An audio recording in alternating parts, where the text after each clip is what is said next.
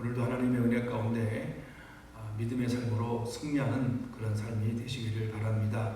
오늘 시편 137편은 이제 포로로 끌려간 그런 가운데 고통과 비탄에 잠겨있는 그 아픔을 시로 표현하면서 하나님의 은혜를 간절히 사모하고 기억하고 잊지 아니하고 다시금 하나님의 온전한 그 심판과 하나님께서 이 고통당한 모든 것을 갚아달라고 간절히 기도하는 내용으로 구성되어 있습니다. 그래서 1절부터 4절까지 그리고 5절부터 6절까지 그리고 7절부터 9절까지 세 부분으로 나눌 수가 있습니다. 1절부터 3절까지는 이제 그들이 바벨론 강가에 포로로 잡혀서 바벨론 땅에 이른 다음에 거기에 있는 강가에 앉아서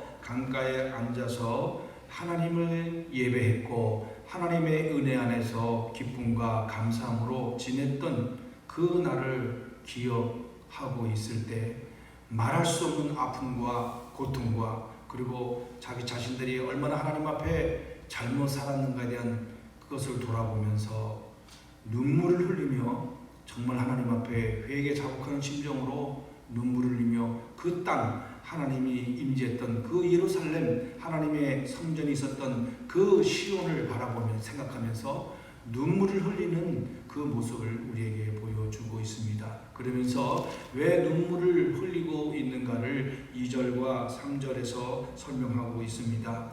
버드나무에 그 바벨론 땅에도 예루살렘 이스라엘에 있었던 똑같은 나무가 있었습니다. 그 가지에 그 악기를 걸어 놓았다는 것은 이제는 악기를 칠 수 없는, 왜냐하면 이 시를 지었던 이 시인은 아마 많은 성경학자들이 추측하기를 그 성전 안에서 하나님을 경배할 때 악기를 사용하는 자들이었다라고 추측을 하고 있습니다. 그래서 그들이 하나님 앞에 경배하며 악기를 동원하여 하나님을 찬양했던 그 모든 것이 단절되고 끊어진 상태에서 이제는 칠 수 없는 안타까운 마음을 가지고 그 나무에 걸어 놓았다는 것을 우리에게 보여주고 있습니다. 그러면서 사로잡은 그 자들, 이제는 하나님의 백성의 자유로운 모습이었지만 그 신분이 바뀌어서 하나님 앞에 큰 죄악을 저지름으로 말미암아 하나님의 심판을 받아서 이제 바벨론의 포로가 되었습니다. 그 자유도 누릴 수 없고 자유가 사라져버리고 억압당하고 핍박당하고 아무 권리를 누릴 수 없는 그런 포로와 노예의 신분으로 추락되어 버렸다는 것입니다. 그러면서 그 포로를 끌고 가던 그 자들이 이제 이들에게 비아냥거리면서 이야기를 합니다. 노래를 청합니다. 우리를 황폐한 자가 기쁨을 청하고 자기들을 위하여 시온의 노래를 불러달라고 명령을 합니다. 시온의 노래라는 것은 성전에서 불렀던 하나님을 찬양하는 그 찬양의 노래였던 것입니다. 그런데 하나님을 믿지 아니하던 이 바벨론의 사람들이 이제는 자기들의 쾌락을 위해서 자기들이 그냥 아무 뜻도 모르는 하나님을 찬양하는 찬송도 들으면서 자기들이 그냥 흥겨워하기 위해서 그 목적하에 이 포로가 된 이 사람들에게 시온에서 불렀던 노래를 불러라 이렇게 명령하고 있는 것입니다. 그러면서 그 얘기를 들었을 때 우리가 이방 땅에서 어찌 여호와의 노래를 부를까 하면서 기억하며 눈물을 흘리는 고통스러운 모습을 우리에게 보여주고 있는 것입니다. 그러면서 이제 5절부터 이른 이 시편 기자는 하나님 앞에 아주 큰 결단과 결심을 하게 됩니다. 예루살렘아 내가 너를 잊을진대 내 오른손이 그의 재주를 잊을지로다. 내가 예루살렘을 기억하지 아니하고 내가 예루살렘을 잊어버리지 아니하겠다. 만약에 내가 예루살렘을 잊어버리고 이 땅에 안착하고 이 땅의 관습과 문화와 습관대로 우상을 섬기고 살아가게 된다면 나에게 주셨던 하나님의 큰 은혜의 모든 것들이 없어질 것이다. 이렇게 고백을 하고 있는 것입니다. 그러면서 또 고백도 결단하고 각오합니다. 내가 예루살렘을 기억하지 아니하거나 내가 가장 즐거워하는 것보다 더 즐거워하지 아니할진대 반드시 기억하고 내가 가장 기뻐하고 즐거워하는 것은 내 자신을 위해서 또 내 생활의 모든 즐거움을 위해서 살아가는 것이 아니고 나의 가장 큰 즐거움은 하나님을 경배하고 예루살렘에서 하나님을 경배하고 찬양했던 그것을 반드시 기억하고 잊지 아니하고 이방 땅인 이곳에서도 나는 하나님을 즐거워하고 하나님을 예배하고 경배하는 것을 결코 최고의 우선순위에 놓고 살아가겠다라는 그런 결단을 지금 고백하고 있는 것입니다. 그러면서 이제 다시 한번 하나님 앞에 간절한 마음으로 7절부터 9절까지 하나님 앞에 기도하고 있습니다. 여호와여 하나님을 부릅니다. 하나님 아버지, 우리의 형제였던 에돔 족속들을 저 심판하여 주시옵소서. 너무너무 고통을 당하였기 때문에 그들을 심판해 달라고 지금 기도하고 있습니다. 예루살렘이 멸망당하는 날에 에돔 자손이 쳐와서 도리어 더 괴롭히고 예루살렘이 멸망당하는 것을 기뻐하고 헐어버리라 헐어버리라 이렇게 외치면서 그 바벨론을 공격한 것을 돕고 즐거워하고 기뻐하는 그것을 기억하여 주시고 반드시 에돔 족속을 심판하여 주십시오라고 간절히 기도하고 있습니다. 그리고 예루살렘 이스라엘을 멸망시킨 이 바벨론 땅을 반드시 하나님께서 심판하여 달라고 고백하면서 정말 무서운 말로 하나님 앞에 심판해 달라고 고백하고 있습니다. 우리에게 행한 대로 내게 갚는 자가 복이 있도다. 바벨론이 이스라엘에게 어떻게 행했습니까? 수많은 사람을 죽였습니다. 예루살렘을 완전히 성벽을 헐어버렸고 그 성전을 다 무너뜨려 버렸습니다. 어린아이고 어른이고 청소년이고 다 죽여버렸습니다. 그리고 겨우 살아남은 자를 포로로 이끌어갔습니다. 그런 대로 갚아달라고, 그렇게 또한 갚아달라고 심지어는 마지막 절에 뭐라고 고백하고 있습니까? 내 어린 것들을 바위에 메어 치는 자는 복이 있으리로다. 어린이를 무자비하게 죽이는 것처럼 하나님께서 이 바벨론의 이 악행을 보시고 반드시 심판해 달라고 기도하는, 이 간절히 기도하는 그 모습을 우리에게 보여주고 있습니다. 이렇게 우리는 137편의 말씀을 통해서 우리에게 주시는 이 말씀을 토대로 교훈을 생각해 볼 때 우리는 첫 번째로 절대로 우리는 잊지 말고 기억하고 또 기억하는 믿음의 삶이 되어야 될 줄로 믿습니다.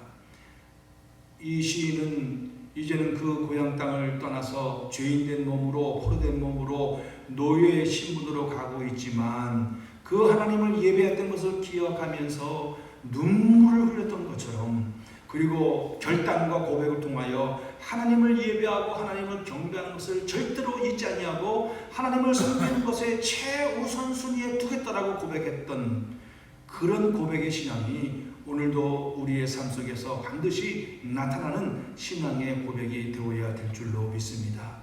하나님이 우리에게 얼마나 많은 은혜를 베풀어 주셨습니까? 하나님이 얼마나 많은 사랑을 우리에게 베풀어 주셨습니까? 우리는 그 사랑을 반드시 기억하고 또 생각할 때마다 하나님 앞에 감사와 영광과 찬송을 올려드리는 우리의 삶이 되어야 될 줄로 믿습니다. 절대로 잊어버려서는 안 됩니다. 그렇지만 많은 사람들이 이 하나님의 사랑을 잊어버립니다. 하나님께서 우리에게 베풀어 주신 은혜를 기억하지 못합니다. 이스라엘 백성도 그 하나님의 은혜를 잊어버렸습니다. 떠나버렸습니다. 생각도 하지 않았습니다. 결과는 어땠습니까? 하나님의 심판이 임하여 포로의 신분으로 끌려가는 비참한 모습을 지금 우리는 보고 있는 것입니다. 그렇기 때문에 오늘 우리의 삶은 하나님이 우리에게 베풀어 주신 은혜와 사랑을 꼭 기억하고 잊지 아니하고 늘 감사하며 하나님께 영광을 올려드리는 그런 믿음의 삶이 되어야 될 줄로 믿습니다. 그런 삶을 살아갈 때 오늘 우리에게 함께 하셔 주셨고 도와주셨던 하나님의 은혜가 우리의 삶 가운데도 함께하여 주시고 도우시고 인도하여 주실 줄로 믿습니다. 잊지 아니하고 하나님의 은혜를 꼭 기억하고 살아가는 그런 저와 여러분들이 되시기를 바라겠습니다. 두 번째로 우리에게 주시는 교훈은, 이 시인은 모든 것을 하나님 앞에 맡기고 간절히 기도하는 것을 우리에게 보여주셨습니다. 우리가 삶을 살아가면서 우리는 모든 것을 맡기고 하나님 앞에 나아가는 믿음의 삶이 있어야 될 줄로 믿습니다. 이 시편 기자는 정말 고통스럽고 힘들고 그렇지만 모든 것을 깨달았습니다. 그리고 모든 것을 하나님 앞에 맡기고 심판해달라고 하나님 앞에 하나님께서 해결해달라고 하나님께서 그 원수를 갚아달라고 간절히 기도하고 있는 모습처럼 오늘도 우리는 모든 것을 하나님 앞에 맡기고 기도의 자리에 들어가는 우리들의 삶이 되어야 될 줄로 믿습니다. 사랑하는 성도 여러분, 오늘 이 시편 기자는 원망하기보다는 불평하기보다는 또 속상하기보다는 자기 생각에 잠겨서 어떻게 할까 고통스러워하는 것보다는 모든 것을 하나님 앞에 맡기고 여호와여 하나님을 부르면서 하나님 갚아주십시오, 또 해결해 주십시오, 막아주십시오 라고 다 맡기고 기도하는 이 시편 기자의 모습을 바라보면서 오늘 우리도 내가 하려고 몸부림치고 내가 뭔가 수단과 방법을 가리지 않냐고 동원해서 하려고 해결하려고 하는 것이 아니고 모든 것을 하나님 앞에 맡기고 하나님 부르면서 하나님 앞에 도와달라고 기도의 자리에 들어가는 우리들의 삶이 되어야 될 줄로 믿습니다. 하나님은 그러할 때 우리의 기도를 들어주시고 응답해 주시고 우리의 모든 문제를 해결해 주실 줄로 믿습니다. 모든 문제의 해결의 지름길은 하나님 앞에 맡기고 하나님 앞에 도움을 구하고 그분을 의지하고 나가는 길인 줄 분명히 믿습니다. 그래서 우리는 이 분명한 교훈을 따라서 내가 뭔가 하려고 몸부림치는 것이 아니고 또 사람을 의지하려고 돈을 의지하고 명예를 의지하고 권력을 의지하고 환경을 의지하는 것이 아니고 모든 것을 아시고 이끌어 가시고 도우시는 이 공의의 하나님, 또 우리의 기도를 들으시고 응답해 주시는 하나님 앞에 다 맡기고 의탁하고 믿음으로 나가는 그런 축복된 삶이 되시기를 간절히 바라겠습니다. 그래서 오늘도 우리 속에 나타난 하나님의 놀라운 은혜와 사랑을 기억하고 또 감사하고 영광을 올려드리는 삶이 되어야 될 줄로 믿습니다. 또 마지막 세 번째로 우리에게 주시는 교훈은 우리의 삶의 최우선순위가 하나님을 경배하고 하나님을 찬양하고 하나님께 감사하는 삶이 되어야 될 줄로 믿습니다. 오늘 하나님 말씀 속에서 우리에게 말씀하고 있지 않습니까? 쉬지 말고 기도하라, 범사에 감사하라, 항상 기뻐하라 말씀하고 계십니다. 오늘 우리들의 삶 가운데 정말 최고의 우리의 삶의 우선순위는 무엇입니까? 나입니까? 물질입니까?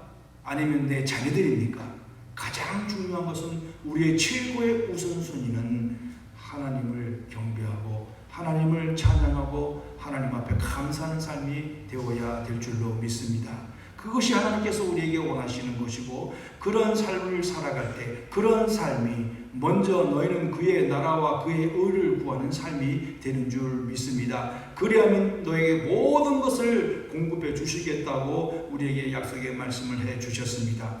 우리는 이 말씀을 기억하면서 최고의 삶의 우선순위는 하나님께만 영광, 하나님께만 감사, 하나님을 예배하고 경배하는데 최고의 우선순위의 삶을 두고 살아가는 저와 여러분들이 되셔서 오늘도 하나님 앞에 하나님의 은혜를 기억하고 감사하고 또 최고의 우선순위의 삶을 지켜드리고 모든 것을 맡기고 기도의 자리에 들어가는 저희들의 삶이 되는 축복된 하루가 되시기를 간절히 바라겠습니다. 기도하겠습니다. 하나님 아버지 감사합니다. 오늘도 이 시편 137편의 말씀을 통해서 우리에게 교훈해 주시고 깨닫는 은혜를 베풀어 주셔서 감사합니다.